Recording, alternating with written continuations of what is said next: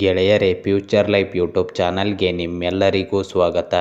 2025ರ ತುಲಾ ರಾಶಿಯ ವರ್ಷ ಭವಿಷ್ಯ ಹೇಗಿದೆ ಎಂದು ತಿಳಿದುಕೊಳ್ಳೋಣ ಬನ್ನಿ. ತುಲಾ ರಾಶಿ. ಆರೋಗ್ಯದಲ್ಲಿ ತೊಂದರೆ ಕಂಡುಬರುತ್ತದೆ. ದೈಹಿಕವಾಗಿ ಸದೃಢವಾದರೂ ಮಾನಸಿಕವಾದ ನೆಮ್ಮದಿ ಇರುವುದಿಲ್ಲ.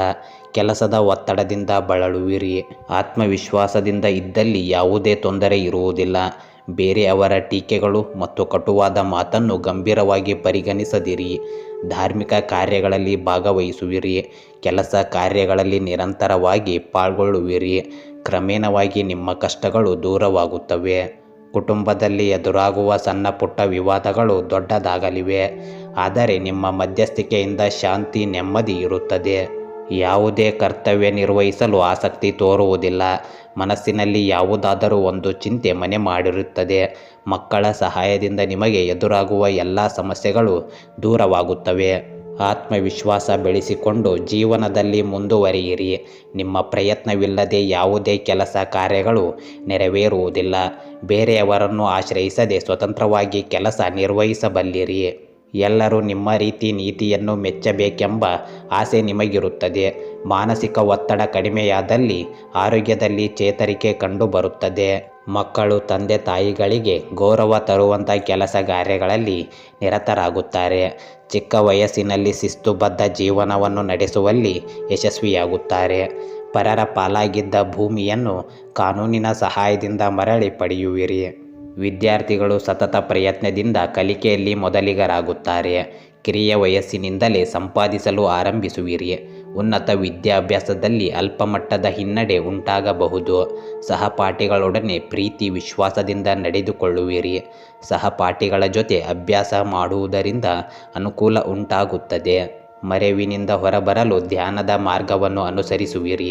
ಸಮಾಜದಲ್ಲಿನ ಲೋಪದೋಷಗಳನ್ನು ಸರಿಪಡಿಸಲು ಸಂಘ ಸಂಸ್ಥೆಯನ್ನು ಆರಂಭಿಸುವಿರಿ. ಮನೆಯಲ್ಲಿ ಮಂಗಳ ಕಾರ್ಯವೊಂದು ನಡೆಯಲಿದೆ.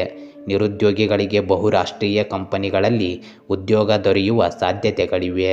ಅವಿವಾಹಿತರಿಗೆ ಮೇ ತಿಂಗಳ ನಂತರ ದೂರದ ಸಂಬಂಧದಲ್ಲಿ ವಿವಾಹ ನಿಶ್ಚಯವಾಗಲಿದೆ. ಆತ್ಮವಿಶ್ವಾಸದಿಂದ ಎಲ್ಲರ ಮನ ಗೆಲ್ಲುವಿರಿ. ಶಾಂತಿ ನೆಮ್ಮದಿಯ ಜೀವನ ನಿಮ್ಮದಾಗುತ್ತದೆ.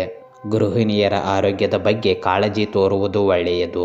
ದಾಂಪತ್ಯದಲ್ಲಿ ಸಂತೋಷದ ವಾತಾವರಣ ಉಂಟಾಗಲಿದೆ. ವಯೋವೃದ್ಧರ ಆರೋಗ್ಯದಲ್ಲಿ ಯಾವುದೇ ತೊಂದರೆ ಎದುರಾಗುವುದಿಲ್ಲ. ಅವರ ಆತ್ಮವಿಶ್ವಾಸ ಮತ್ತು ಆತ್ಮಶಕ್ತಿ ಎಲ್ಲರಿಗೂ ಮಾದರಿಯಾಗುತ್ತದೆ. ದಾನ ಧರ್ಮದಲ್ಲಿ ತೃಪ್ತಿ ಹೊಂದುವಿರಿ. ನಿಮಗೆ ಕಷ್ಟಗಳಿದ್ದರೂ ಕಷ್ಟ ಎಂದು ನಿಮ್ಮ ಬಳಿ ಬಂದವರಿಗೆ ಸಹಾಯ ಮಾಡುವಿರಿ. ಯಂತ್ರೋಪಕರಣಗಳ ಸರಬರಾಜಿನಲ್ಲಿ ಹೇರಳ ಲಾಭ ದೊರೆಯುತ್ತದೆ. ನಿಮ್ಮ ಸಂಪಾದನೆಯ ಒಂದು ಪಾಲನ್ನು ಬೇರೆ ಅವರಿಗೆ ಮೀಸಲಿಡುವಿರಿ. ನೀರಿಗೆ ಸಂಬಂಧಿಸಿದಂತೆ ನಿಮ್ಮ ಆರೋಗ್ಯದಲ್ಲಿ ಏರಿಳಿತ ಕಂಡುಬರುತ್ತದೆ. ಗುರು ಹಿರಿಯರ ಸೇವೆಯ ಅವಕಾಶವು ನಿಮಗೆ ದೊರೆಯಲಿದೆ. ಕಾಲುಗಳಲ್ಲಿ ಸ್ನಾಯುಗಳ ಸೆಳೆತ ಉಂಟಾಗಬಹುದು. ಚರ್ಮದೋಷವು ಮರೆಯಾಗುತ್ತದೆ. ಹಣದ ವಿಚಾರದಲ್ಲಿ ಕುಟುಂಬದಲ್ಲಿ ಒಮ್ಮತದ ನಿರ್ಧಾರಕ್ಕೆ ಬರಲು ಸಾಧ್ಯವಾಗುವುದಿಲ್ಲ. ದೈಹಿಕವಾಗಿ ಬಲಿಷ್ಠರಾಗಿರುವ ಜನರೊಂದಿಗೆ ಬೆಳೆಯುವ ಬದಲು ದೂರ ಉಳಿಯುವಿರಿ. ಮಕ್ಕಳ ಜೊತೆ ಪ್ರೀತಿ ವಿಶ್ವಾಸದಿಂದ ನಡೆದುಕೊಳ್ಳುವಿರಿ. ನಿಮ್ಮೊಂದಿಗೆ ಹೊಂದಿಕೊಂಡು ಬಾಳುವವರಿಗೆ ಆಶ್ರಯ ಕಲ್ಪಿಸುವಿರಿ. ಬಂಧು ಬಳಗದವರ ಬಗ್ಗೆ ಉತ್ತಮ ಅಭಿಪ್ರಾಯ ಇರುವುದಿಲ್ಲ. ಪಾಲುದಾರಿಕೆ ವ್ಯಾಪಾರದಲ್ಲಿ ನಿರೀಕ್ಷಿತ ಮಟ್ಟದ ವರಮಾನ ದೊರೆಯುವುದಿಲ್ಲ. ಮಾರಾಟ ಪ್ರತಿನಿಧಿಗಳಿಗೆ ಉನ್ನತ ಮಟ್ಟದ ಅವಕಾಶಗಳು ದೊರೆಯಲಿವೆ. ಅಧಿಕಾರಿ ವಲಯದ ಉದ್ಯೋಗಸ್ಥರಿಗೆ ವೃತ್ತಿ ಬದಲಾವಣೆ ಉಂಟಾಗಲಿದೆ. ಪ್ರಯಾಣ ಮಾಡುವ ವೇಳೆಯಲ್ಲಿ ಬೇಸರದ ಘಟನೆಗಳು ನಡೆಯಬಹುದು. ಮನೆಯ ಸುತ್ತಮುತ್ತಲಿನ ಪ್ರಕೃತಿಯನ್ನು ಕಾಪಾಡಲು ಪ್ರಯತ್ನಿಸುವಿರಿ. ಸಾಲದ ವ್ಯವಹಾರವನ್ನು ಮಾಡುವುದಿಲ್ಲ. ಹೊಸ ವಾಹನ ಕೊಳ್ಳುವ ಅವಕಾಶ ಕೈತಪ್ಪಲಿದೆ.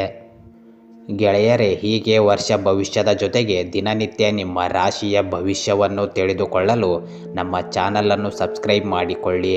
ನಾಳಿನ ಭವಿಷ್ಯಕ್ಕಾಗಿ ಇಂದಿನ ತಿಳುವಳಿಕೆಯು ನಮ್ಮನ್ನು ಜಾಗೃತಗೊಳಿಸುತ್ತದೆ.